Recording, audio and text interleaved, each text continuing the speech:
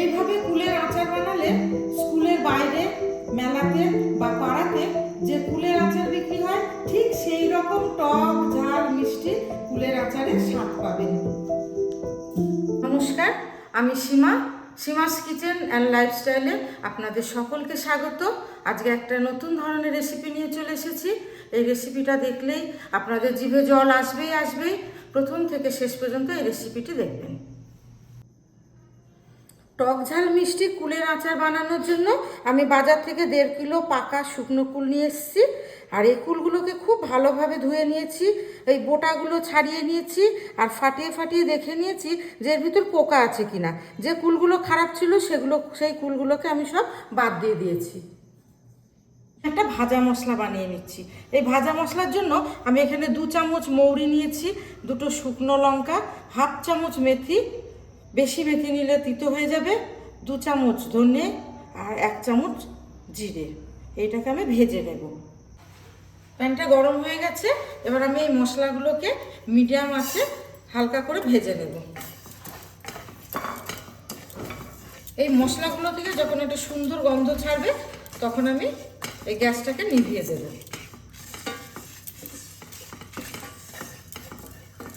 মশলাটা থেকে একটা খুব সুন্দর গন্ধ বার হয়ে গেছে। আমি এবার এটাকে গ্যাসটাকে অফ করে দেব, দিয়ে এই মশলাটাকে ঠান্ডা হলে পরে আমি গুঁড়িয়ে নেব। কুলের আচার বানানোর জন্য আমি 800 গ্রাম গুড় নিয়েছি। এই গুড়টাকে গলাবার জন্য আমি কড়াইয়ে 1 কাপ জল দিয়ে দিলাম। জলটা দিলে এই গুড়টা কড়াইয়ের নিচে লাগবে না। আমি এবার গুড়টা এর মধ্যে দিয়ে দিচ্ছি।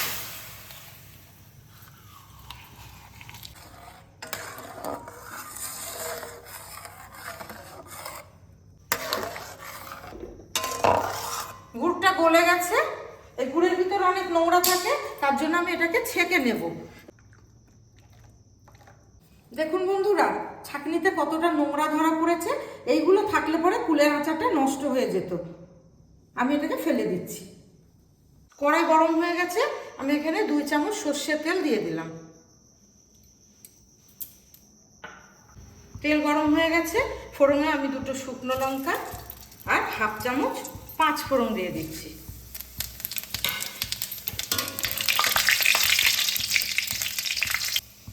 এবার আমি কুলগুলোকে এর মধ্যে দিয়ে দিচ্ছি।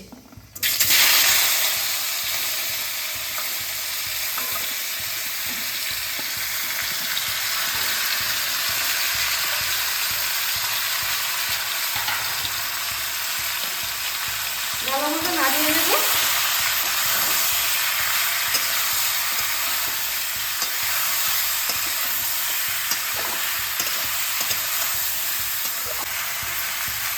এবার আমি এর মধ্যে সামান্য হলুদ দিয়ে দিচ্ছি আর অল্প লবণ দিয়ে দিচ্ছি।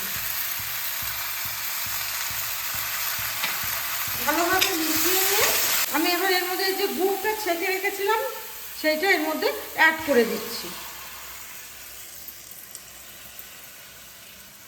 এই গুড়টা দিয়ে আমি 6-7 মিনিট হাই ফ্লেমে এটাকে কুলটাকে সিদ্ধ করে নেব।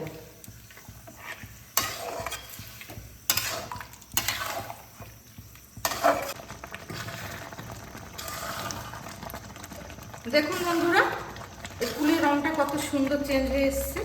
আমি এর মধ্যে এখন তেঁতুল গোলা দিয়ে দেব।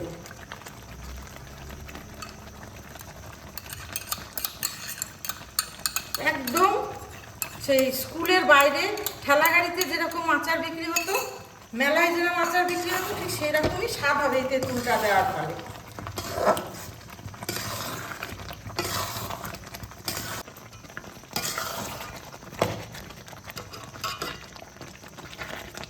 কুলের আচারের এই রেসিপিটা করতে গিয়ে আমাদের স্কুলের সামনে যে কাকু আচার বিক্রি করতেন তার কথা মনে পড়ে যাচ্ছে। বন্ধুরা, তোমাদের যাদের আমার মতো এরকম স্কুলের বাড়ি সে কাকুর কথা মনে পড়ছে আমাকে কমেন্টে জানাবে অবশ্যই। এই জলটা যতক্ষণ না শুকিয়ে যাবে আমি ততক্ষণ এটা নাড়তে থাকবো আর সিদ্ধ করতে থাকবো। জলটা অনেকটা শুকিয়ে এসছে। এই আচারটাকে অনেকদিন ভালো রাখার জন্য আমি এখানে 2 চামচ ভিনিগার অ্যাড করে দিচ্ছি। ভালোভাবে মিশিয়ে নেব। দেখুন বন্ধুরা, স্কুলের সামনে, মেলাতে আর পাড়ায় যে আচার বিক্রি হয়, কুলের আচার, ঠিক সেই রকমভাবেই আচার রেডি। এখন আমি এখানে যে ভাজা মশলাটা করে রেখেছি সেইটা এর সঙ্গে অ্যাড করে দেব। দারুণ একটা সেন্ট বার হচ্ছে, জিভে জল চলে আসছে। বন্ধুরা, আপনাদের যাদের যাদের জিভে জল চলে আসছে তারা আমাকে কমেন্টে অবশ্যই জানাবেন। আর রেসিপিটা ভালো লাগলে অবশ্যই লাইক, শেয়ার আর এই চ্যানেলটিতে সাবস্ক্রাইব করবেন।